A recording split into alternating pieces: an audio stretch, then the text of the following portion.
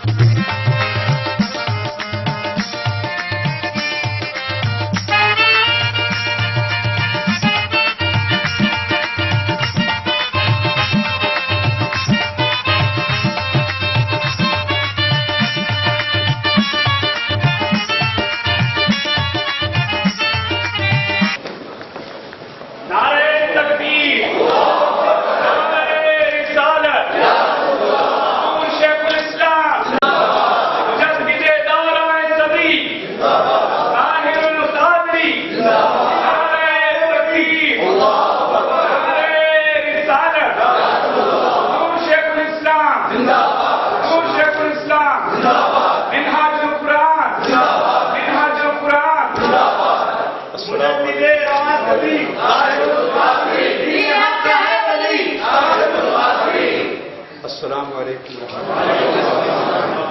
Please be seated. Please be seated. Please be seated. Shall I put you the mic on the ear? نحمده ونصلي وعليكم السلام ونسلم على سيدنا ومولانا وحبيبنا وشفيعنا محمد رسوله النبي الأمين المكين الحنين الكريم الرؤوف الرحيم.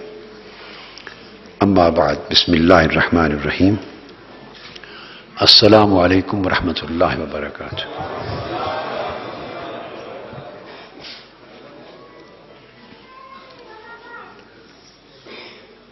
اللہ رب العزت کا شکر ہے کہ کئی سالوں کی انتظار اور خواہش کے بعد میں بنگلور میں اپنی فیملی کے ساتھ مل رہا ہوں.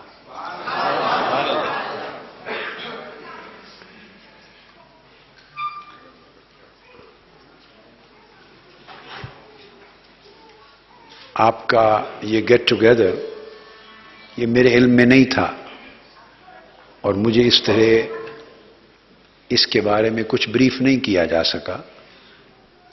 صرف اتنی خبر دی گئی کہ ایئرپورٹ سے سیدھا ایک ہوٹل میں چلیں گے جہاں منہاج القرآن کے احباب اور ان کی فیملیز کے ساتھ ڈنر ہے. اب ڈنر کا مطلب تو سیدھا سیدھا کھانا ہوتا ہے،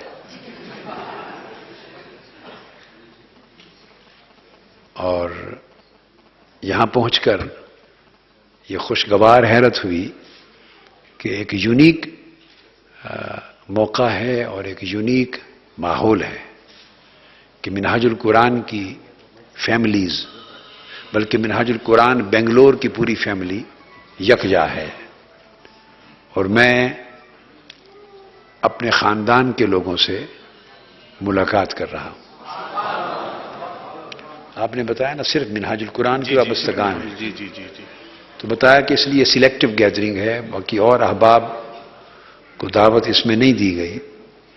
اور پھر کل سے چونکہ بڑے پروگرام اور مین مصروفیات شروع ہو جانی تھی، اور اس کے بعد آرگنائزرز نے بتایا کہ ایسا موقع میسر نہیں آنا تھا کہ منہاج القرآن کے لوگ اور ان کی فیملیز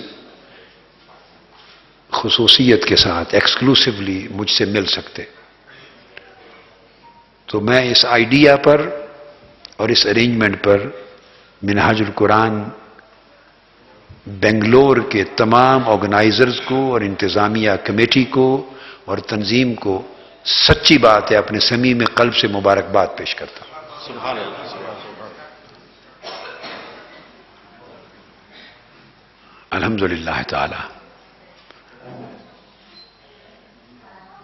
چند چیزیں اب چونکہ آپ اکٹھے ہیں کھانے سے پہلے، جیسا کہ مجھے بتایا گیا کہ یہی موقع ہے آپ سے منہاج القرآن کے حوالے سے کچھ ہدایات بھی دے دوں۔ آپ میں سے کتنے لوگ ہیں جو منہاج القرآن انڈیا کے باقاعدہ فارم فل اپ کر کے رفیق یعنی رکن ممبر رفیق بن چکے ہیں؟ وہ ذرا ہاتھ کھڑا کریں، میں ذرا جائزہ لوں۔ ٹھیک ہے، وہ تعداد بہت کم ہے۔ اور وہ لوگ جو موقع جن کو نہیں ملا فارم فل کرنے کا اور اس کا باقاعدہ ممبر بننے کا، مگر وہ اپنے دل کے ساتھ محبت کے ساتھ وہ منہاج القرآن کے قافلے کے سپاہی ہیں، وہ ہاتھ کھڑا کریں۔ ٹھیک ہے، ماشاء اللہ۔ اب دیکھیے، آپ اس قافلے میں اپنی محبت اور اپنی قلبی سنگت اور رفاقت کی وجہ سے قافلے میں تو شریک ہو گئے، مگر بہترین صورت ہوتی ہے کہ اس تعلق کو مزید فارملائز بھی کر لیا جائے، اس کو فارمل شیپ دے دی جائے۔ اور فارمل شیپ کے لیے منہاج القرآن کا ایک رفاقت نامہ ہے، اور رفاقت کا لفظ 1981 میں جب منہاج القرآن کی میں نے بنیاد رکھی، اس لفظ کو قرآن مجید سے اخذ کیا تھا، حسن اولئک رفیقا، قرآن مجید میں، کہ یہ کتنے اچھے رفیق ہیں جنت میں جب لوگوں کو انبیاء، صدیقین، شہداء اور اولیاء و صالحین کی سنگت ملے گی، تو اس پر قرآن مجید نے کہا کہ یہ کتنے اچھے رفیق ہیں، کتنے اچھے دوست ہیں، کتنی اچھی سنگت والے ہیں، کتنی اچھی کمپنی ایسوسیشن والے ہیں۔ یہ جو لفظ ہے کمپنی کا، ایسوسیشن کا، کمپینین شپ، اس سے رفاقت کا لفظ نکلا ہے، اور یہ قرآن مجید کی ٹرم ہے، قرآنک ٹرم ہے۔ تو بہتر ہے کہ اب آپ کی یہ قلبی جو سنگت ہے، قلبی تعلق، اس کو فارملائز کر لیں، باقاعدہ اس کو فارمل شکل دے دیں، رفاقت نامہ فل اپ کر کے، اور اس کے رفقا بن جائیں، اور لائف ٹائم ممبرشپ بھی ہے، وہ لائف ٹائم ممبرشپ لے لیں۔ اور یہ یاد رکھ لیں، منہاج القرآن انڈیا کو میں نے پاکستان اور انڈیا کے باہمی حالات اور تعلقات کشیدگیوں کی وجہ سے ایک کانسٹیٹیوشنل فیصلہ کر دیا تھا کہ یہ چیپٹر منہاج القرآن انڈیا کا پاکستان ہی کی طرح انڈیپینڈنٹ چیپٹر ہے، یہ پاکستان کی منہاج القرآن کی تنظیم کے انڈر نہیں ہے۔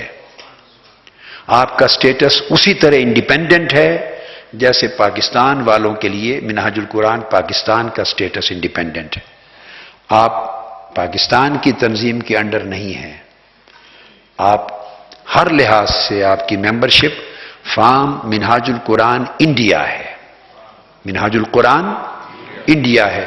پھر اس کے نیچے چیپٹرز ہیں آپ کے، یہ بنگلور چیپٹر ہے، کرناٹکا ہے، یہ آندھرا پردیش ہے، حیدرآباد دکن کے لوگ ہیں، یہ دہلی ہے، یہ گجرات ہے، یہ اجمیر راجستھان ہے۔ الغرض پھر آگے آگے آپ کی اسٹیٹ وائز چیپٹر ہیں لوکل، اور ان تمام اسٹیٹ وائز لوکل چیپٹرز کے اوپر جو آپ کی امبریلا آرگنائزیشن ہے اس کا نام منہاج القرآن انڈیا ہے۔ اور آپ پھر براہ راست میرے ساتھ متعلق رہتے ہیں۔ پھر آپ کو کوئی گورنمنٹ کی ایجنسی یا کوئی اور ادارہ پوچھتا ہے بالفرض کہ چلو آپ منہاج القرآن پاکستان کے انڈر تو نہیں ہیں، نہ آپ کی کوئی ممبرشپ فیس وہاں جاتی ہے، نہ کوئی لینا ہے نہ کوئی دینا ہے، ٹوٹلی اینڈ ایبسلیوٹلی انڈیپینڈنٹ ہے، جسٹ لوکل انڈین چیپٹر ہے منہاج القرآن کا۔ مگر کوئی آپ سے اگر کہے کہ ٹھیک ہے آپ کے جو بانی ہیں، قائد ہیں، رہبر ہیں، پیشوا ہیں، لیڈر ہیں، وہ تو پاکستانی ہیں،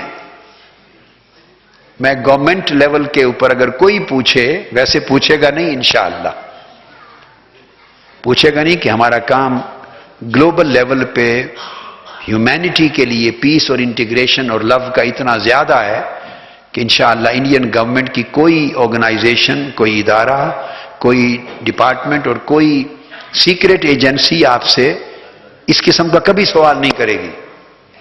لیکن ویسے بتانا چاہتا ہوں کہ کوئی پوچھے کہ وہ پاکستانی ہیں میں میرا حوالہ دے کر تو بتا دیں وہ صرف پاکستانی نہیں ہیں، وہ کینیڈین بھی ہیں. تو آپ کا تعلق میرے ساتھ ایسے ہے کہ مجھے کینیڈین کے روپ میں دیکھیں. تو آپ کا لنک جو ہے وہ کینیڈا کے نسبت کے ساتھ ہے. میں یہ اس اینگل سے کر رہا ہوں کہ بعض اوقات کوئی پولیٹیکل میٹرز ہوتے ہیں تو آپ کو ان سبجیکٹس پہ کلیئرٹی ہونی چاہیے. ایک بات تو ایک تو پہلی نصیحت کر دی کہ اس کو فارمل کر لیں اپنے تعلق کو اور باقاعدہ رفاقت لے لیں، اور پھر اس رفاقت کا ایک سسٹم وہ انڈیا تک ہی رہے گا، اور پھر آپ کی انفارمیشن گلوبل لیول پہ جب آپ شیئر کریں گے، گلوبل لیول پہ تو آپ انگلینڈ میں شیئر کریں گے. جو منہاج القرآن انٹرنیشنل UK ہے وہ گلوبل لنکس کے لیے ہیڈ کوارٹر ہے. میری بات سمجھ گئے؟ یعنی آپ کا چینل پاکستان نہیں ہوگا، آپ کا گلوبل چینل میں جب آپ اپنے آپ کو لنک کریں گے منہاج القرآن انڈیا کی حیثیت سے، تو آپ جو گلوبل چیپٹرز ہیں آل اوور دا ورلڈ، تو اس کا پھر ہیڈ کوارٹر منہاج القرآن انٹرنیشنل UK ہے. تو UK کے سیکریٹریٹ کے ساتھ آپ کنیکٹڈ ہوں گے. یہ آپ کا آرگنائزیشنل گلوبل نیٹ ورک ہوگا. دوسری بڑی امپورٹنٹ بات، میں اس کا تھوڑا سا انٹروڈکشن آپ کو کرا دوں.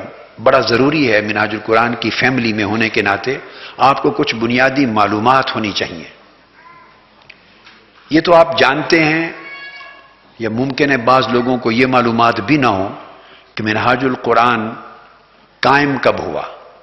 منہاج القرآن کی بنیاد میں نے 1981 میں رکھی، 1981. کس کس کو یہ بات معلوم نہیں تھی وہ ذرا ہاتھ کھڑا کریں، اونچا کریں جن کو معلوم نہیں تھی. میں جائزہ لینا چاہتا ہوں کہ معلومات کس قدر ہیں، تاکہ میں اسی اعتبار سے کچھ ضروری چیزیں آپ سے شیئر کروں اور آپ کے نالج میں لاؤں. اس کی بنیاد 1981 میں رکھی. 1981 اور درس قرآن منہاج القرآن کی وہ میں نے اکتوبر 1980 میں شروع کیا، اکتوبر 1980، اور اس کا کانسٹیٹیوشن بنایا اور اس کی پہلی شورا قائم کی، اسمبلی اور ایگزیکٹو بنائی اور اس میں کانسٹیٹیوشن اپروو کیا. تو یہ ابتدا تھی 1981 کی. اب یہ 1981 اسلامی ہجری سن کے اعتبار سے 1301 بنتا ہے. کیا بنتا ہے؟ 1301، 1301 ہجرہ اسلامی سن. مطلب یہ جو 1301 نہیں، 1401 بنتا ہے. 1401 1981 عیسوی، اور یہ سال ہے منہاج القرآن کی ابتدا کا. اسلامی سن بنتا ہے 1401. گویا منہاج القرآن کی جب ابتدا ہوئی تو وہ موجودہ 15ویں صدی کا پہلا سال تھا. موجودہ صدی جو اسلامک صدی ہے 15ویں صدی، اس کی ابتدا اور اس کی ابتدا کا پہلا سال ہی منہاج القرآن کی تحریک کی ابتدا کا پہلا سال ہے. یہ میں اس لیے آپ کے ذہن نشین کر رہا ہوں کہ اس تحریک کو اللہ رب العزت نے ہماری موجودہ پوری 15ویں صدی کے لیے تجدید دین کی تحریک بنایا ہے. یہ پورے 100 سال جو موجودہ صدی ہے اس کی اینڈ تک عالمی سطح پر بطور عام، اور یہ جو ہمارا خطہ پاک و ہند کا، بنگلہ دیش کا، اور پھر یورپ تک اس کی فیوزات، اور پورے مشرق وسطیٰ تک اور مڈل ایسٹ کنٹریز تک، اور پھر افریقہ تک، فار ایسٹ تک پہنچے. عالمی سطح پر اسلام کی تجدید کا کام اس پوری صدی میں عالمی سطح پر تحریک منہاج القرآن کے سپرد ہے. تو منہاج القرآن کا رول اس صدی میں مجددانہ رول ہے، تجدید کا رول ہے. حضور علیہ الصلوۃ والسلام کی سنت اور حدیث پاک کی روشنی میں کہ اللہ رب العزت ہر صدی کے شروع میں اپنے دین کی تجدید کا اہتمام فرماتا ہے، انتظام فرماتا ہے. اس صدی میں تجدید دین تحریک منہاج القرآن کے ذریعے ہو رہی ہے. اب یہ بات آپ سمجھ گئے اچھی طرح. تو یاد رکھ لیں کہ منہاج القرآن کی جو موومنٹ ہے یہ دین اسلام اور امت مسلمہ کی اصلاحی اور تجدید मूवमेंट है। क्या? इस्लाही और तजदीदी मूवमेंट है। इसका जब संग बुनियाद रखा और इसके हेडक्वार्टर बनाए, तो अब तक चूंकि ये तजदीदी मूवमेंट है, सो इस पर अल्लाह और अल्लाह के रसूल के एहसान के सिवा, ये मेरे जुमले पर गौर करें, अल्लाह जल्ला मजदू और अल्लाह के रसूल सल्लल्लाहु अलैहि वसल्लम के एहसान के सिवा, अल्लाह और उसके महबूब के गुंबद खजरा के साए के सिवा आज के दिन तक 32 साल होने को हैं, मिनहाजुल कुरान पर रुए जमीन की किसी हुकूमत, किसी एजेंसी और किसी शोबे का कोई एहसान नहीं है।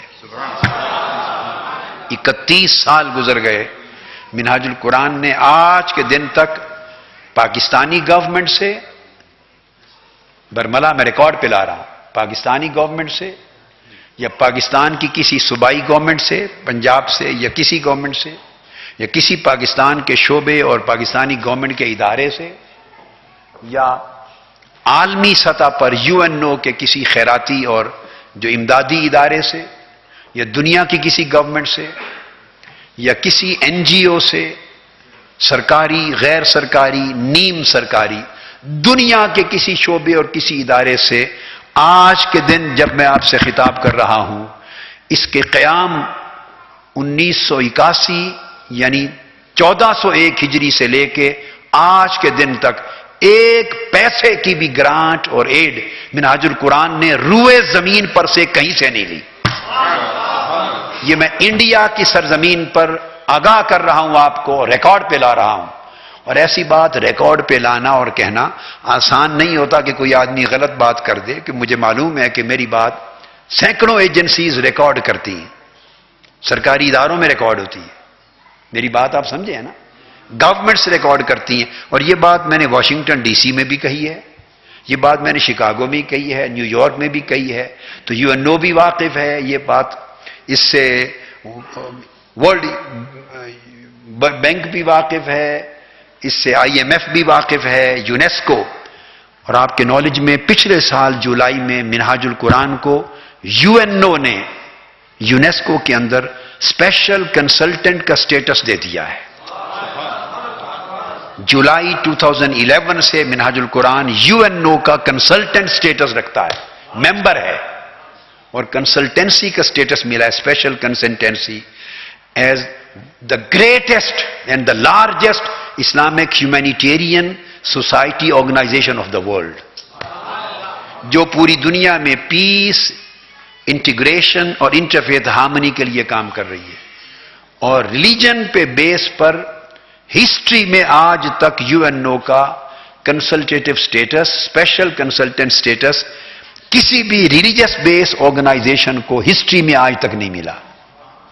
यह पहला स्टेटस है किसी भी रिलीजन में कि उसको, जिसकी बेस इस्लामिक है या रिलीजियस है, मगर उसके वर्क्स का दायरा ह्यूमैनिटेरियन है, ह्यूमन डेवलपमेंट है, प्रमोशन ऑफ पीस है, प्रमोशन ऑफ टॉलरेंस है, प्रमोशन ऑफ एजुकेशन है, प्रमोशन ऑफ ब्रदरहुड है, प्रमोशन ऑफ इंटीग्रेशन है और प्रमोशन ऑफ इंटरफेथ हार्मनी है।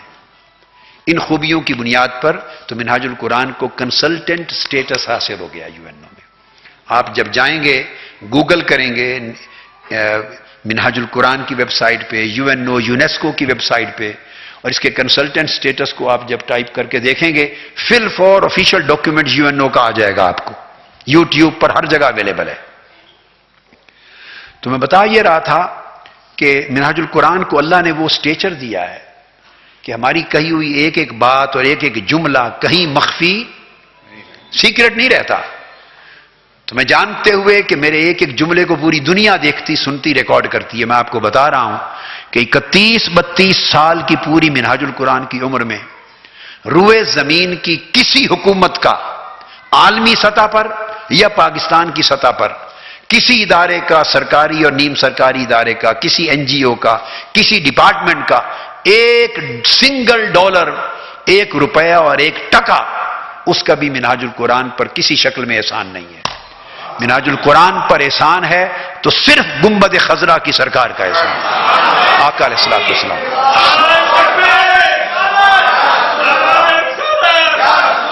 یہ شرق سے غرب تک پوری دنیا میں پھیلا ہے تو صرف آقا علیہ السلام کے خزانہ مصطفی کے ذریعے پھیلا ہے، اور اللہ کے خزانہ الوہیت سے پھیلا ہے، اللہ کی رحمت سے اور آقا علیہ السلام کی برکت سے اور حضور سیدنا غوث العظم رضی اللہ تعالیٰ عنہ کی برکت سے اور امام اعظم کی برکت سے اور اہل بیت اطہار کی برکت سے اور صحابہ کرام اور خلفاء راشدین کی برکت سے اور اولیاء کرام کی برکت سے۔ حضور خواجہ اجمیر کل اولیاء کی برکتوں کا حصہ ہے، مگر روئے زمین کی کسی سلطنت کا، کسی سلطان کا، کسی حکمران کا اور کسی حکمرانی کا منہاج القرآن پہ کوئی احسان ایک پائی کا نہ کیش میں نہ کائنڈ میں۔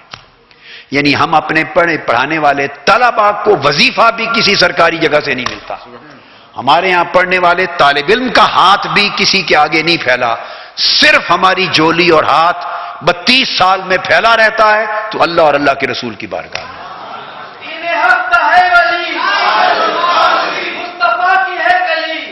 تو یہ آپ کو یہ معلوم ہے۔ اب سوال پیدا ہوگا، آپ کو معلومات دے رہا ہوں کہ منہاج القرآن ورلڈ وائڈ کام کرتا ہے تو اور اس کی اپنی یونیورسٹی ہے، انٹرنیشنل یونیورسٹی منہاج یونیورسٹی، جو ریکگنائزڈ ہی نہیں ہے بلکہ چارٹرڈ ہے، جیسے آپ کی بنگلور یونیورسٹی ہوگی سرکاری طور پر گورنمنٹ آف انڈیا کی چارٹرڈ، جیسے دلی یونیورسٹی ہے، جیسے لاہور میں پنجاب یونیورسٹی ہے، جیسے کراچی یونیورسٹی ہے، منہاج لاہور میں ایک لمز یونیورسٹی کا نام سنا ہوگا، پرائیویٹ سیکٹر میں سب سے ٹاپ درجے کی ہے، تو منہاج القرآن اسی طرح one of the best chartered universities میں سے ہے۔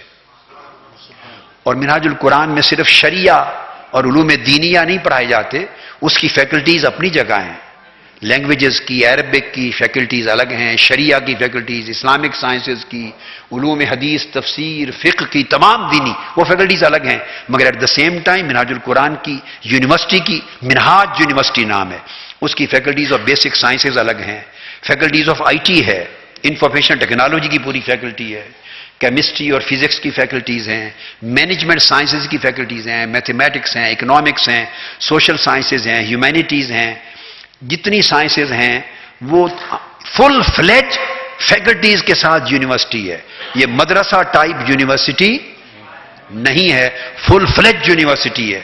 اور منہاج القرآن یونیورسٹی کی منہاج القرآن تحریک کا نام ہے، بار بار زبان پہ آ رہا ہے، یونیورسٹی کا نام ہے دی منہاج یونیورسٹی۔ تو ہماری منہاج یونیورسٹی کی ڈگری جامعہ الازہر کے ساتھ ایکویولنس رکھتی ہے، جامعہ الازہر کے ساتھ ایکویولنس رکھتی ہے، گویا انڈو پاک سب کانٹیننٹ کا یا نان عرب ورلڈ کا منہاج یونیورسٹی کو الازہر یونیورسٹی کا درجہ حاصل ہے، اور ہماری ڈگریز ازہر یونیورسٹی کی ڈگریز برابر ہے، اور ہمارے اسٹوڈنٹس کے ٹیچرز کا ایکسچینج ہوتا ہے، ایکسچینج پروگرامز ہوتے ہیں۔ یہ عالم اسلام میں منہاج یونیورسٹی کا درجہ ہے۔ اب سوال یہ کہ تحریک منہاج القرآن انٹرنیشنل کے اخراجات جب کہیں سے کوئی گریڈ، کوئی گرانٹ، کوئی ایڈ، کوئی کیش، کوئی کائنڈ نہیں لیتے ایک پائی کا، تو اس کے اخراجات آپ کو معلوم ہونا چاہیے۔ تو یہ پوری کی پوری مشن اور انٹرنیشنل منہاج القرآن، اس لیے ہم انڈیپینڈنٹلی بات کرتے ہیں کہ ہمارے حلق میں کسی کا پیسہ نہیں آیا ہے، تو ہمارا سورس منہاج القرآن کا as a international movement, members کی اپنی ممبرشپ فی ہے ورلڈ وائڈ، جہاں جہاں آپ کا یہاں چلے گا انڈیا کا منہاج القرآن، آپ کی ممبرشپ فی یہیں رہے گی، انڈیا میں رہے گی، اس کا ایک سسٹم ہوگا، کچھ بنگلور کو رہے گا، کچھ منہاج القرآن کے ہیڈ کوارٹر انڈیا کو جائے گا، جو آرگنائزیشن ہے سینٹرل، اس کا سیکریٹریٹ بھی یہی انشاءاللہ بن رہا ہے فل فلیج۔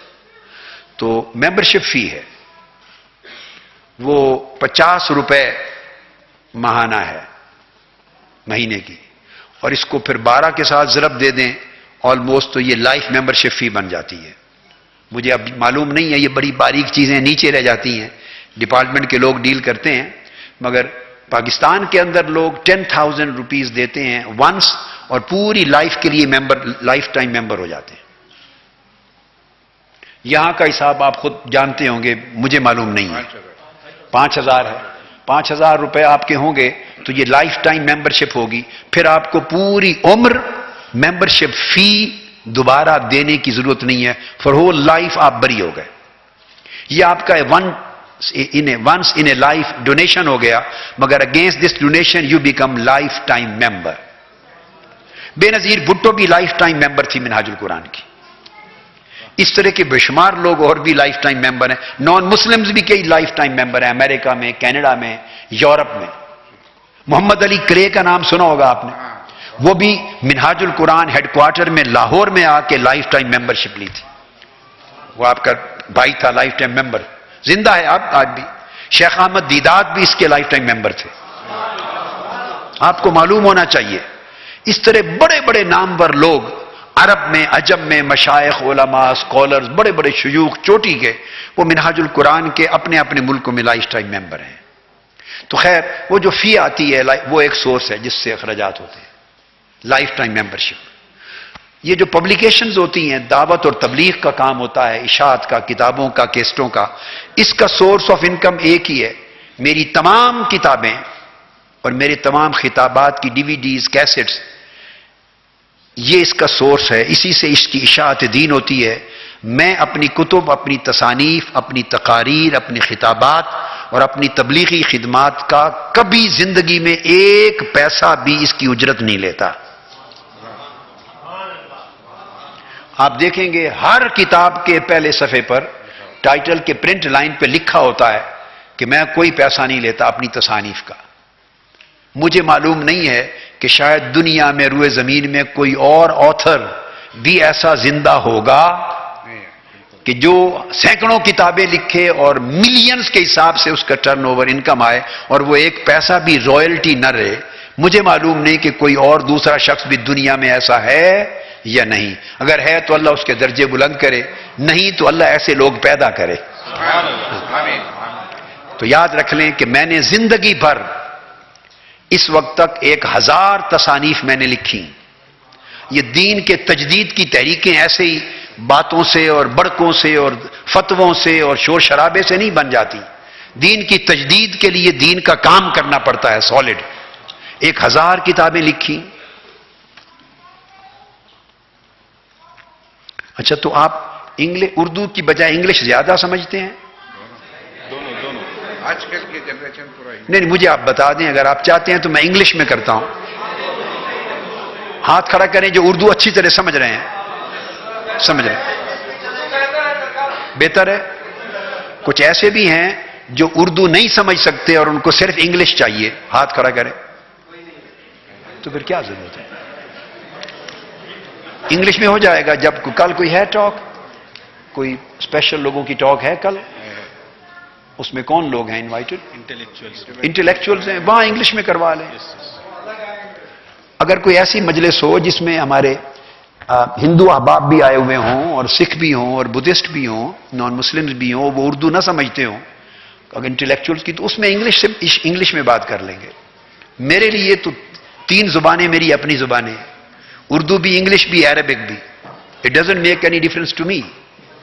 مگر جہاں, ہاں, پنجابی میری مادری زبان ہے تو میں پنجابی کے بعد بتا رہا ہوں. پنجابی میری مادری زبان ہے, علاوہ اس کے اردو, پھر انگلش. اور میری تو ایجوکیشن, سکولنگ ساری انگلش سکول میں ہوئی ہے. میں پاکستانی سکول میں نہیں پڑھا ہوں. یہ پتا آپ کو؟ یہ پتا ہے؟ یہ بھی نہیں پتا. میں کیتھولک, انگلش کیتھولک سکول میں میری سکولنگ ہوئی ہے, جو یورپ نے بنائے تھے, انگلینڈ میں اور مالٹا نے, یورپ میں, پاکستان میں. تو انگلش سکول میں پڑھا ہوں, سکولنگ ساری. پھر ماسٹرز, لا, ساری زندگی انگلش میں پڑھایا ہے میں نے, یونیورسٹیز کو پوری, پی ایچ ڈی وغیرہ سب کچھ. تو لہٰذا وہ بھی میری لینگویج ہے اور عربک بھی میری لینگویج ہے. تو جب گیدرنگ مکسڈ ہو, جو اردو نہیں سمجھ سکتے پھر انگلش میں بات کروانے. اب تو ایک شخص بھی نہیں ہے جس نے کہا ہو بھائی انگلش کریں, اردو میں نہیں سمجھتے, تو کیا فائدہ. تو میں یہ بتا رہا تھا کہ چلو میں آئی ول ریپیٹ سرٹن تھنگز انشاءاللہ in English for many other benefits. تو میں کیا بات کر رہا تھا, ہاں, کہ اپ ٹل ناؤ الحمدللہ آئی ہیو آتھرڈ 1000 بکس, اور ان out of 1000 500 have already been published. تو صرف وہ جو بکس پوری دنیا میں جاتی ہیں, سیل ہوتی ہیں, تو ان کی لاکھوں ملینز کے حساب سے ٹرن اوور ہوتا ہوگا. اور 7000 میرے لیکچرز ہیں جو آپ کے پاس اویلیبل ہیں پوری دنیا میں, 7000 ٹاپکس پر, 7000 ٹاپکس پر. تو ان کی ڈی وی ڈیز ہیں, وہ ملینز کے حساب سے بنتی ہیں پوری دنیا میں جاتی ہیں ملینز کے حساب سے. میں کچھ اندازہ بھی نہیں کر سکتا کہ کتنی ایک مہینے میں کتنے ملینز پوری دنیا میں سرکولیٹ ہوتی ہوں گی, سیل ہوتی ہوں گی. اب بکس کی اور کیسٹس کی پوری جو انکم آتی ہے ورلڈ وائڈ, اس میں سے میں $1, not a single dollar, not a single penny, I don't take a single penny out of my books or my cassettes or my speeches or my religious services as royalty. I have made, even taking a single penny out of my books and religious services or humanitarian services, I have made forbidden for myself. It is prohibited, حرام کر دیا میں نے آقا علیہ الصلوۃ والسلام کی سنت پر. فَمِنْ أَجْرِيَ إِلَّا عَلَىٰ رَبِّ الْعَالَمِينَ. تو دین کی خدمت. اب آپ کے پاس میں نے دورہ کیا انڈیا کا, خطابات ہیں, دورہ جات ہیں پوری دنیا میں. تو میری زندگی کو اس طرح کی زندگی کو 32 سال گزر گئے, 32 سال. اور 32 سال میں اس پوری دنیا کا یہ جو پلانٹ آف ارتھ ہے, اس کا کوئی ایک شخص نہیں کہہ سکتا, آج نہیں 32 سال پرانی بات بھی نہیں کر سکتا میرے بارے میں کہ کسی ملک میں میں گیا تھا تو کسی نے میری خدمت کی, پیسے دی اور میں نے قبول کر لیے. 32 سال گزر گئے, کسی شخص سے ایک پائی نہیں لیا ہے آج تک. میں خدمت دین بیچتا نہیں ہوں بس. اس لیے بعض لوگ ہمارے ساتھ بہت ناراض اور خفا رہتے ہیں, بعض لوگ ہمارے ساتھ بہت خفا رہتے ہیں اس لیے کہ میں دین کو بیچتا نہیں ہوں.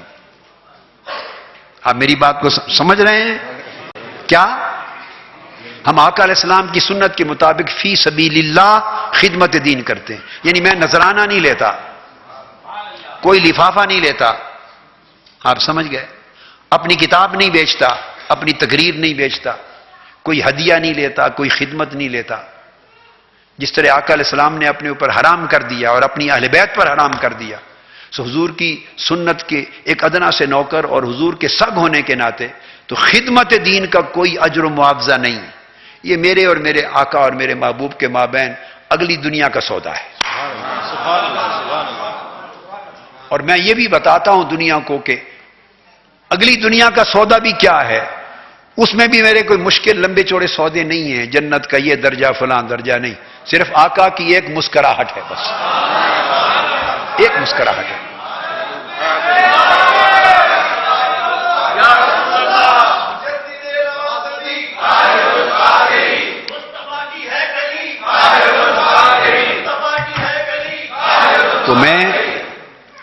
تو میں یہ پوری خدمت دین عمر پر نہ دنیا کی مال و دولت اور پیسے کے لیے کرتا ہوں, نہ جنت کے حور و قصور اور درجات کے لیے کرتا ہوں. نہ دنیا کے مال و دولت کے لیے, نہ جنت کے حور و قصور اور باغات کے لیے کرتا ہوں. وہ مالک ہیں, ان کی مرضی دیں مرضی نہ دیں, میں ان کا نوکر ہوں, سگ ہوں در مصطفیٰ کا.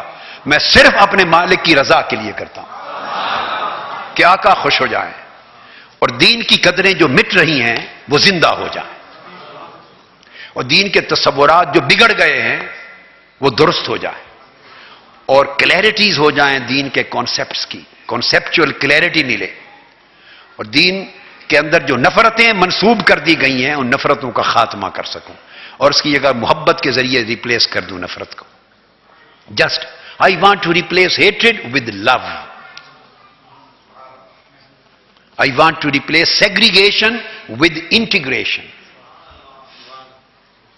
I want to replace narrowness with openness.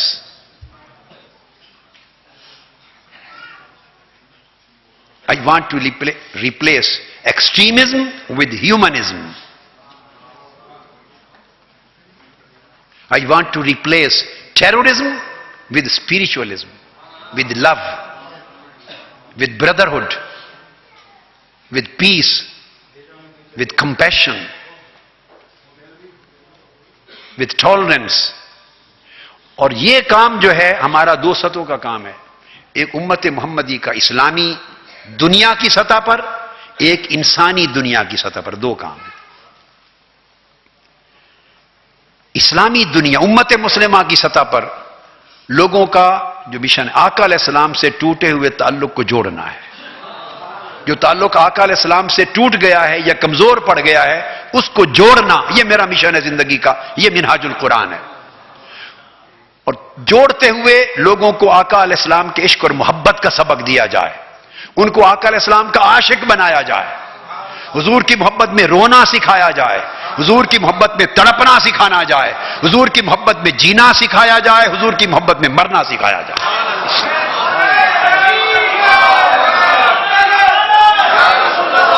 پھر انہیں لوگوں کو، امت کو آقا علیہ السلام کا ادب سکھایا جائے۔ اس دنیا میں مادیت کی وجہ سے بے ادبی پھیل رہی ہے، بد عقیدگی ادب کو دین سے نکال رہی ہے، بد عقیدہ لوگ۔ وہ ادب جو صحابہ کرام کرتے تھے آقا علیہ السلام کا، وہ ادب دوبارہ ری انٹروڈیوس کروایا جائے، ری انکلکیٹ کروایا جائے، وہ جو ادب ہے۔ تو حضور کا ادب، حضور کی تعظیم، حضور کی توقیر و تکریم، پھر آقا علیہ السلام کی اتباع اور اطاعت، اور حضور کی غلامی اور عملی زندگی میں حضور کی سیرت طیبہ کا فروغ، اور پھر آقا علیہ السلام کے دین کی نصرت، مسلمانوں کی نصرت، اور دین کی امت مسلمہ کی سطح پر سب سے بڑا کام جو ہم کر رہے ہیں اور جو منہاج القرآن کی پہچان ہے پوری ورلڈ میں، وہ یہ کہ دین کو انتہا پسندی سے ہٹا کر دین کو اعتدال اور ماڈریشن کا تصور لوگوں کو انٹروڈیوس کروا رہے ہیں۔ اب انتہا پسندی عقیدوں میں بھی ہے، شخصیتوں میں بھی ہے، طریقوں میں بھی ہے لوگوں کے اندر، اور انسانی عالمی سطح پر بھی ہے۔ ہر سطح کی انتہا پسندی کو ختم کرنا چاہتے ہیں۔ جن لوگوں کی طبیعت میں اعتدال اور ماڈریشن نہیں ہے وہ ہمیں پسند نہیں کریں گے، میری بات سمجھ گئے؟ جن لوگوں کی طبیعت میں انتہا پسندی ہے، فتویٰ لگانا، مسلمانی سے خارج کرنا، سنیت سے خارج کرنا، غیر سنی بنانا، کافر بنانا، مرتد بنانا، جن لوگوں کی طبیعت اور زندگیاں اسی کام پہ لگی ہوئی ہیں اور کام ہی کوئی نہیں ہے، ان سے پوچھو کہ آپ نے زندگی میں کتنے لوگوں کو داخل اسلام کیا؟ صرف ایک سوال کرو، جواب نفی میں ہوگا۔ داخل اسلام ایک بھی نہیں کر سکے، اور خارج از اسلام ہزاروں کو کر چکے ہیں۔ آپ میری بات کو سمجھ رہے ہیں؟ تو ہم دین سے خارج نہیں کرتے، ہمارا کام خارج کرنا نہیں، ہمارا کام داخل کرنا ہے۔ جو لوگ اہل سنت کے عقیدے سے بھٹک گئے تھے غلط اعتقادی وجہ سے، ہم ان کو اہل سنت میں داخل کرتے ہیں، کسی کو اہل سنت سے خارج نہیں کیا۔ تو اعتدال سے، محبت سے، اور پھر اگلی بات امپورٹنٹ یہ کہ اہل سنت عقیدہ جو منہاج القرآن کا کنٹریبیوشن یہ ہے کہ لوگوں کے پاس عقیدہ اور مسلک تھا، یہی عقیدہ اور مسلک اہل سنت کا، یہی سواد اعظم ہے، یہی الجماعہ ہے، اور یہی بخشا ہوا جماع ناجی ہے۔ آقا نے اسی کی خبر دی، یہ ہمارا عقیدہ ہے، عقیدہ درست ہے اہل سنت کا، یہی حق ہے، یہی سچ ہے۔ مگر آج کے دور میں عقیدہ اور مسلک صحیح تھا، مگر ان کے پاس دلیل اور علم ختم ہو گیا تھا، دلیل نہیں رہی تھی۔ کوئی پوچھے تو میلاد النبی، میلاد کیوں کرتے مناتے ہو؟ بس ایک روایت ہے، مگر اگر دلیل دینی پڑ جائے تو دلیل ہاتھ میں نہیں رہی تھی۔ میری بات سمجھ گئے؟ آپ عرس کیوں مناتے ہیں؟ اولیاء اللہ کو کیوں مانتے ہیں؟ کیوں ضروری ہے؟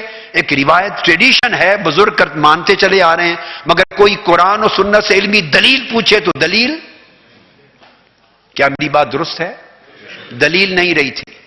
حضور کے توسل کو مانتے تھے، اولیاء کو، انبیاء کے وسیلے کو، مگر کوئی آپ کے ساتھ دو چار آیتیں غلط معنی بیان کر کے کھڑا ہو جائے تو آپ دلیل دینے میں کمزور ہو گئے تھے۔ حضور کی شفاعت کو مانتے ہیں، عقیدہ صحیح ہے، مگر دلیل نہ رہ گئی تھی۔ الغرض اس عقیدہ اہل سنت پہ جو سواد اعظم کا مسلک صحیح اور عقیدہ حق کا ہے، اس پر ظلم یہ ہو گیا تھا کہ جنہوں نے اس کو مضبوط و مستحکم کرنا تھا، انہوں نے صرف فتویٰ بازی کا کام اپنے ذمہ لے لیا، فقط فتویٰ بازی، بولنے سے فتوے، لکھنے سے فتوے، اور کوئی غرض ہی نہیں۔ آج کے لوگوں کی بولی کیا ہے، ضرورت کیا ہے، کتنا نالج چاہیے، پوری ورلڈ میں گڑے کی مچھلیاں بن گئی تھی، تالاب کی مچھلیاں، انہیں خبر ہی نہیں کہ تالاب سے باہر بھی کوئی دنیا ہے۔ عالم عرب میں اس عقیدے پر حملے کیا ہے، پوری دنیا میں اس عقیدے پر حملے کیا ہے، انہوں نے آنکھ ہی نہیں کھولی، دنیا میں گڑے اور تالاب سے باہر نکلے ہی نہیں۔ انہوں نے مسلک کو سواد اعظم کو اپنے اپنے ناموں کے اوپر محصور کر کے فرقہ تنگ چھوٹا سا فرقہ بنا دیا تھا اور بند گلی میں اندھیرے میں بند کر کے رکھ دیا تھا اور دلیل نہیں رہی تھی. منہاج القرآن کا کنٹریبیوشن یہ ہے پچھلے 30-32 سال میں کہ منہاج القرآن نے اس مسلک کے سیاح کو جو اعلی حضرت مولانا شاہ احمد رضا کا مسلک تھا، جو حضرت شاہ ولی اللہ محدث دہلوی اور شاہ عبدالعزیز محدث دہلوی کا مسلک تھا، حضرت شیخ عبد الحق محدث دہلوی کا مسلک تھا، جو حضرت مجدد الفسانی کا مسلک تھا، جو حضرت قاضی ثناء اللہ پانی پتی کا مسلک تھا، جو علامہ فضل حق خیر آبادی کا مسلک تھا، جو خواجہ اجمیر حضرت قطب الدین مختار کاکی، خواجہ نظام الدین اولیاء، بابا فرید الدین گنج شکر، حضرت غوث بہاؤالدین زکریا ملتانی، سرکار سیدنا غوث العظم جیلانی سے لے کر اوپر خلفائے راشدین تک، امام اعظم، امام مالک، امام شافعی، احمد بن حنبل، سب کا یہی مسلک تھا. مگر اس دور میں آ کر اس مسلک کے لوگ دلیل سے محروم ہو گئے تھے، چونکہ جنہوں نے دلیل فراہم کرنی تھی انہوں نے فتوے کے ہتھیار اٹھا لیے، کافر بنانے لگ گئے اور مرید بنانے لگ گئے اور نذرانوں پہ پلنے لگ گئے اور لوگوں کو علم دینا، دین سکھانا، دلیل دینا، قرآن دینا، حدیث دینا اور اعتراض کرنے والوں کا منہ بند کرنے کا کام چھوڑ دیا تھا. منہاج القرآن کا کنٹریبیوشن یہ ہے کہ 32 سالوں میں اس صحیح مسلک اور سواد اعظم پر قرآن اور حدیث کے اتنے دلائل کے سمندر بہا دیے ہیں کہ کوئی مخالف بھی اب سامنے سر نہیں اٹھا سکتا.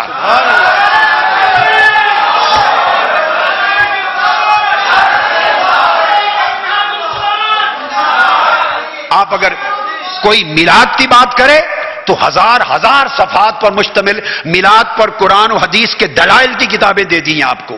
کوئی حضور کے توسل کی بات کرے تو آدھے درجن سے زائد صرف وسیلے کے موضوع پر قرآن اور حدیث کے ہزار دلائل پر مشتمل.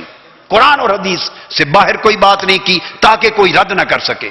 جو بات کی قرآن سے کی، جو بات کی صحیح بخاری سے کی، جو بات کی صحیح مسلم سے کی، ابو داؤد سے کی، ترمذی سے، صحاح ستہ سے، دلائل سے کی، جرح و تعدیل کے ساتھ کی، اسناد کے ساتھ کی، پھر ائمہ تفسیر سے بات کی. یعنی چھوٹے درجے کے حوالے، بولیے چھوٹے درجے کے حوالے کہ جن پر کوئی انگلی رکھ سکے.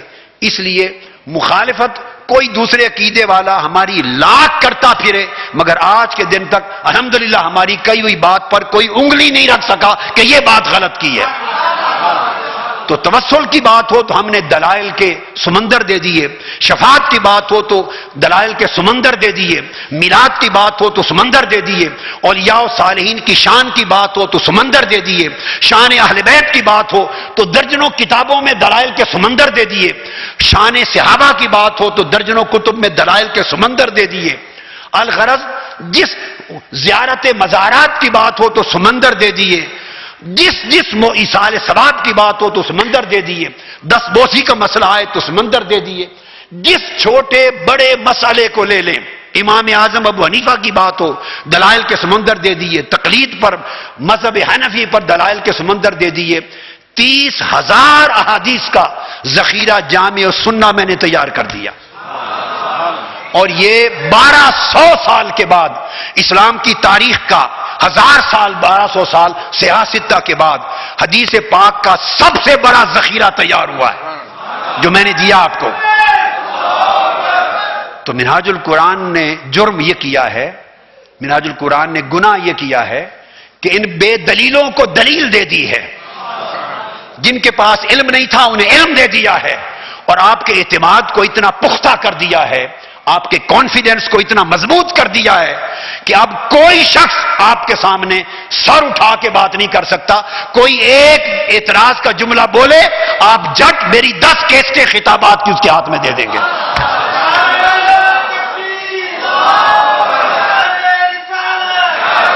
کوئی شخص ایک بات کرے، کوئی شخص کہے، کوئی شخص عقیدہ اہل سنت کے باب میں کسی ایک عمل کو بدعت کہے، رد کرے، اعتراض کرے، میری درجنوں کتابیں اور سینکڑوں خطابات کا انبار اس کو دے دیں اور چیلنج کر سکتے ہیں اب آپ کہ اس میں سے ایک کا رد بھی نہیں کر سکتے آپ. اور آج کے دن تک کوئی کر نہیں سکا رد. ہم نے یہ گناہ کیا ہے، ہم اس چیز کے گناہگار ہیں. آپ سمجھ رہے ہیں بات کو؟ یہ کنٹریبیوشن کیا منہاج القرآن نے کہ عقیدہ اہل سنت کو اتنی طاقت دے دی ہے، اتنی قوت دے دی ہے، اور اس مسلک کے لوگوں کو اتنا اعتماد دے دیا ہے. اور پلٹا کے یہاں تو رواج یہ ہو گیا تھا کہ خطاب کرتے تھے، کوئی قرآن اور سنت اور حدیث کی بات نہیں کرتا تھا، حکایتیں سنا اور باتیں سنا اور غصہ دکھا اور فتوے سنا. اس کے سوا آپ کو علم، کتاب، سنت، بخاری مسلم، دوسرے لوگ سمجھتے تھے بخاری مسلم ہماری کتاب ہے. اسی طرح ہے کہ نہیں؟ ہمارے مسلک کے لوگ علماء گھبراتے تھے بخاری مسلم کا نام لیتے، ابو داؤد اور ترمذی کا نام لیتے، نسائی ابن ماجہ کا نام لیتے، کتب حدیث، کتب سنت، ائمہ سلف صالحین کا دلائل دیتے، گھبراتے تھے. اور لوگوں نے آج کے دور کا اس کو ایک بریلوی صاحب فرقہ بنا کے رکھ دیا تھا. ہم نے فرقے کی تنگی سے نکال کر آقا علیہ السلام کے فرمان کے مطابق امت میں پھر اسے سواد اعظم بنا کے متعارف کر دیا. تو اتنی قوت دے دی الحمدللہ. اور پھر انسانیت کی سطح پر اسلام پہ تہمت لگ گئی تھی کہ انتہا پسند مذہب ہے. لگ گئی. بعض دہشت گردوں اور قاتلوں کی وجہ سے، نادانوں کی وجہ سے، بعض لوگوں کی خطاؤں کی وجہ سے اسلام اور امت مسلمہ بدنام ہو گئی تھی، پریشان تھے. بتائیے عالم اسلام میں کوئی اور اٹھا اسلام پر سے دہشت گردی کی تہمت کو دفع کرنے کے لیے اور انتہا پسندی کے الزام کو دور کرنے کے لیے اور اسلام کے تصور امن پر مبنی چہرہ نکھارنے کے لیے سوائے منہاج القرآن کے روئے زمین پر کوئی اور نام ہے جس نے کام کیا ہو؟ بولیے کوئی اور ہے؟ الحمدللہ آج ویسٹرن ورلڈ ہو یا ایسٹرن ورلڈ، پوری دنیا میں اسلام کے ساتھ جب امن کا نام آتا ہے تو منہاج القرآن کا عنوان آتا ہے. جب اسلام کے پیغام امن کی بات ہوتی ہے، پیغام رحمت کی بات ہوتی ہے، سلامتی کی بات ہوتی ہے، شانتی کی بات ہوتی ہے، آشتی کی بات ہوتی ہے، انسانیت کی بات ہوتی ہے، ہیومینیٹیرینزم کی بات ہوتی ہے، ہیومنزم کی بات ہوتی ہے، ٹالرنس کی، اعتماد کی، اور آپس میں برداشت کی، اور انٹرفیتھ ہارمنی کی، بین المذاہب ہم آہنگی کی بات ہوتی ہے، جب تو نمونہ کوئی پیش نہیں کیا جا سکتا سوائے منہاج القرآن کے. یہ گلوبل لیول پہ کنٹریبیوشن ہے الحمدللہ تعالی. یہ آپ کا فخر ہے کہ آپ کو اللہ نے اتنے عظیم قافلے میں شامل کیا، اور یہ ساری برکتیں اللہ نے دی، یہ ساری توفیقات دی منہاج القرآن کو اللہ نے. کیوں دی؟ تو میں بتا رہا تھا کہ ایک تو کتابوں کیسٹوں کی انکم سے اشاعت ہوتی، دوسرے منہاج القرآن کے خود رفقا اور تنظیمات ڈونیشنز دیتے ہیں جس سے تعمیرات ہوتی ہے اور پوری دنیا کا کام ہوتا ہے. بس اور کوئی ذریعہ نہیں ہے، کوئی اور خارجی ذریعہ. ڈونیشنز بھی رفقا اور ممبران اور تنظیمات دیتی ہیں. تو ہمارا کیس اتنا کلیئر ہے، ہم اتنی ببانگ دہل بات کرتے ہیں کہ روئے زمین پر اپنا پرایا کوئی شخص اچھال کے کوئی چیز خفیہ نکال کے نہیں لا سکتا. اور یہ منہاج القرآن نے 30 سال کے اندر وہ کام کر لیا جو 200 سال کے اندر ہونا تھا. کیسے کر لیا؟ یہ انسانی کوشش نہیں ہے، یہ انسانی کوشش. ہزاروں مخالفتوں کے باوجود منہاج القرآن ایک سمندر بن گیا، ایک اوشن بن گیا، اوشن آف ہیومن. اور لوگوں کے دلوں میں اتنی محبت آسمان سے اتری، زمینی رکاوٹوں کے باوجود ملائکہ کے ذریعے اللہ نے محبت اتاری. ابھی آپ دیکھیں گے پرسوں بنگلور دیکھے گا کہ آسمان سے کتنی محبت انسانوں کے دلوں میں اللہ نے اتاری. آپ نے دیکھا کچھ کی رات کا انٹرنیٹ پر دیکھا، کچھ ایک ہیومن بینگز کا اوشن تھا جس کی کوئی اینڈ نہیں تھی. آپ نے حیدرآباد دکن کا دیکھا، بنگلور کو بھی دیکھیں گے، بامبے کو بھی دیکھیں گے. اگر تھوڑی سی بھی انسان عدل کے ساتھ سوچے تو سمجھ میں آ جاتا ہے اگر اتنی مخالفت کسی اور کی ہوئی ہوتی تو وہ کبھی سے اس کا نام و نشان مٹ چکا ہوتا. آپ سمجھیں میری بات؟ اتنی مخالفت اور کفر کے فتوے اور مرتد کے فتوے، خارج از اسلام کے فتوے، زبانی، کلامی، تحریری، پوسٹر، اشتہار، بینر، اتنا ہنگامہ بیکار. جتنی کوشش مخالفت کسی اور کی ہوتی جس کے اوپر اللہ کی مدد نہ ہوتی، اللہ کے رسول کا سایہ نہ ہوتا، اتنی مخالفت سے اس کا نام و نشان ہی صفحہ ہستی سے مٹ چکا ہوتا. یہ بات سوچنے کی ہے. اتنی مخالفت کے باوجود منہاج القرآن ایک کائنات بن گیا ہے اور کوئی اس کے مچھر کے پر کے برابر بھی اس کا بگاڑ کچھ نہیں سکا. تو وجہ کیا ہے؟ اس میں ہمارا کچھ نہیں، یہ سارا فیض گنبد خضرا کا ہے۔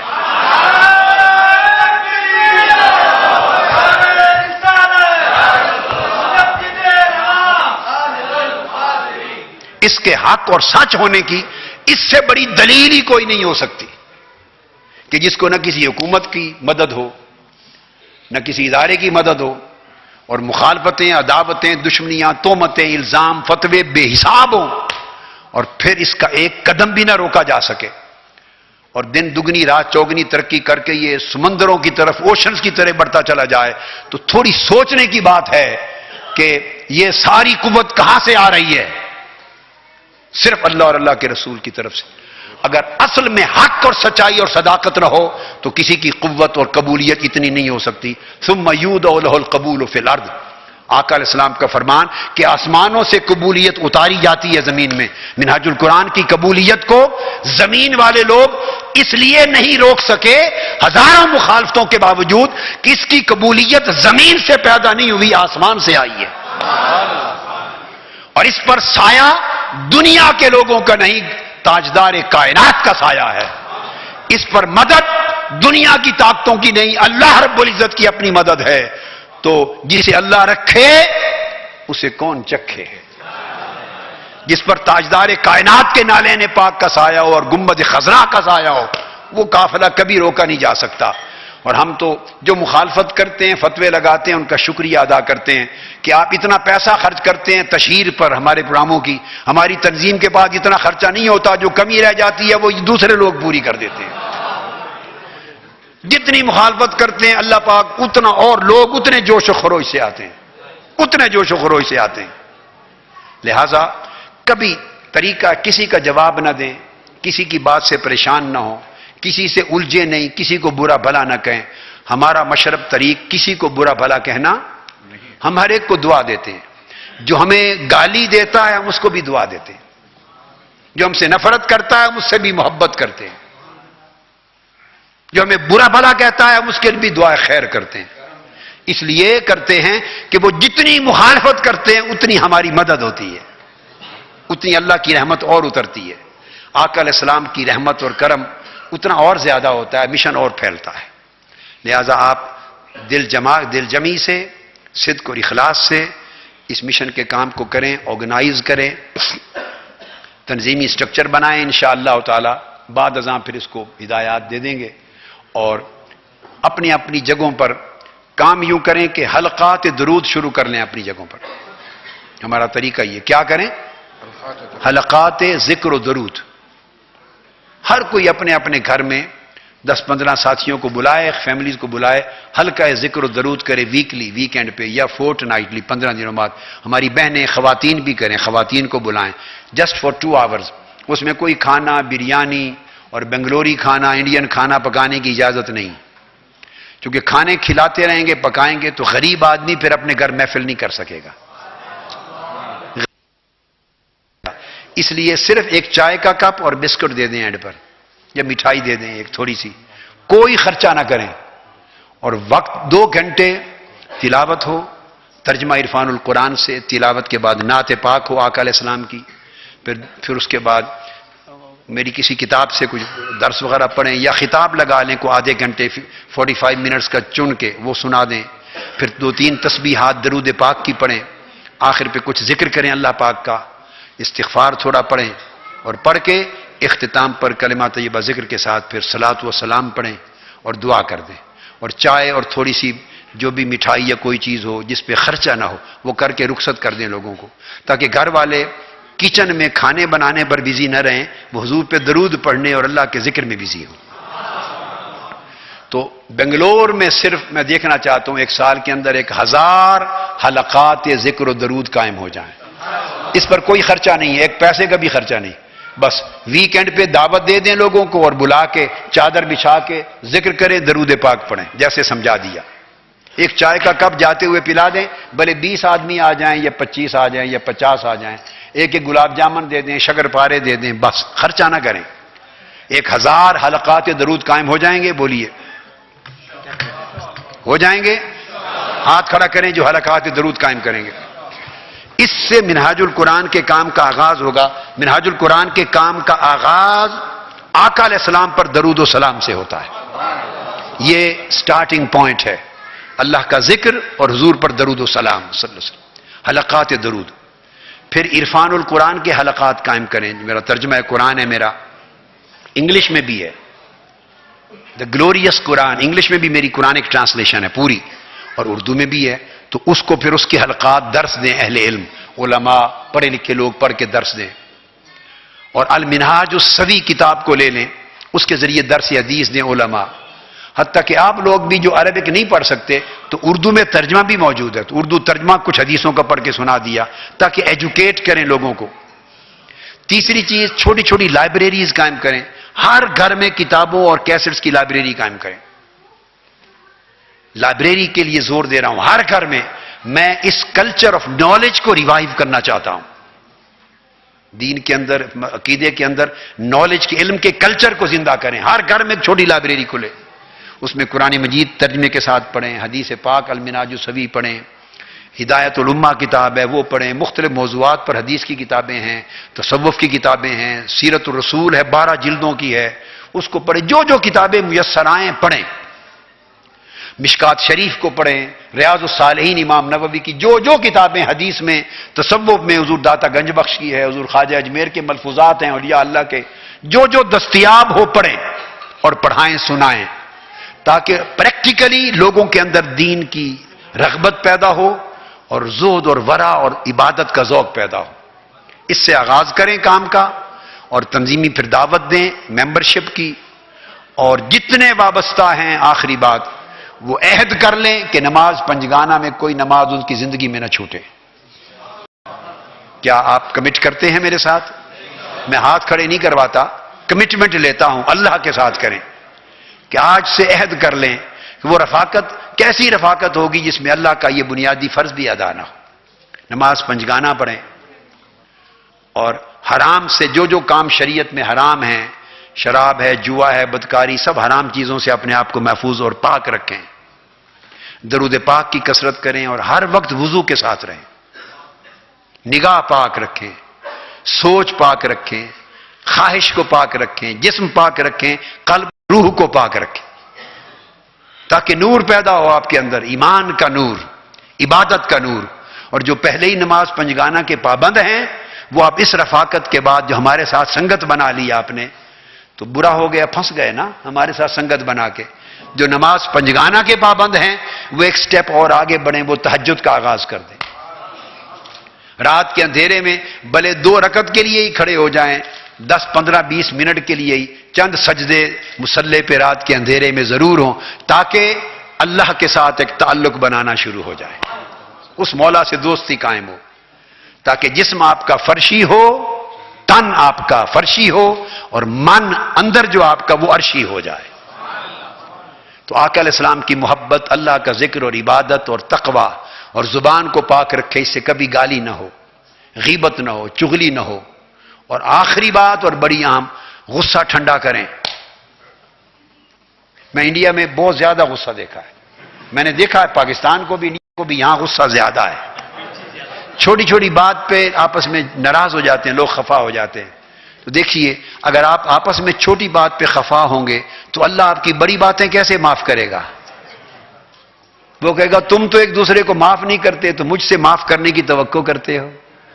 تو اللہ اس بندے کے بڑے بڑے گناہ معاف کر دے گا جو بندہ دوسرے بندوں کی غلطیاں معاف کر دے. وہ کہے گا یہ بندہ ہو کر لوگوں کو معاف کرنے والا تھا، تو میں رب ہو کر اس کو معاف کیوں نہ کروں؟ تو معاف کرنا سیکھیں، طبیعت میں فرحت اور وسعت لائیں، بڑے دل کریں، دل بڑے کریں، اور انسانی سطح پہ کریں، اور صدقہ خیرات کریں، سخاوت کریں. خواہ آپ کے پڑوس میں ہندو ہے، سکھ ہے، عیسائی ہے، یہودی ہے، جینی ہے، بدھ ہے، بدھسٹ ہے، کوئی ہے، خواہ مسلمان ہے، پڑوسی کا حق پڑوسی کے طور پہ ہوتا ہے.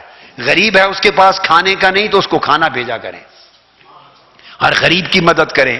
انسانی سطح پہ اپنے اندر الفت اور محبت اور شفقت و سخاوت پیدا کریں، اور کبھی فسادات کا حصہ نہ بنیں. منہاج القرآن کے لوگ جو وابستہ ہیں، یہ جو مجھ سے پیار کرتے ہیں، اس پیار کی شرط ہے کہ کبھی فساد کا حصہ نہ بنیں.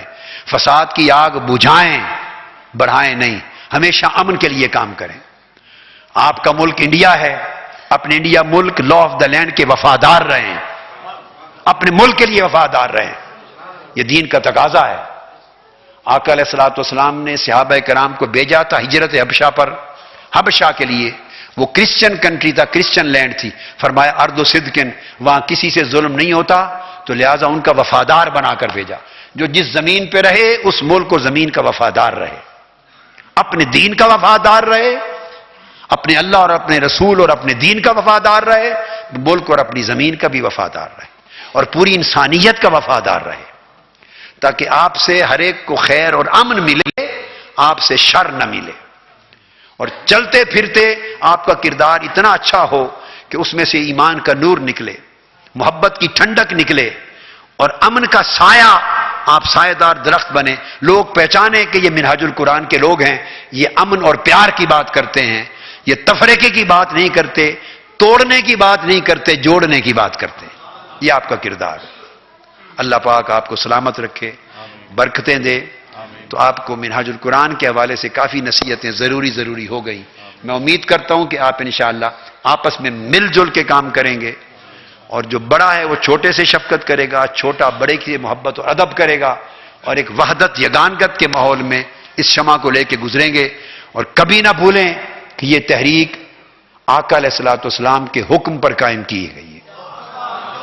منہاج القرآن آقا علیہ السلام نے قائم کروایا ہے, آقا علیہ السلام کے حکم سے, آقا علیہ السلام کے امر سے, آقا علیہ السلام کی اجازت سے اور آقا کے امر سے یہ مشن تجدید دین کا قائم ہوا ہے. اس پر آقا علیہ السلام کا اذن ہے, آقا علیہ السلام کا امر ہے. آپ یہ نوکری کریں گے تو یہ آقا علیہ السلام کی نوکری ہوگی, قبر میں بھی کام آئے گی, قیامت کے دن بھی کام آئے گی. اللہ اس عيناي شوقا ولطيبة ذرفت عشقا فأتيت إلى حبيبي فاهدأ يا قلب ورفقا صلي على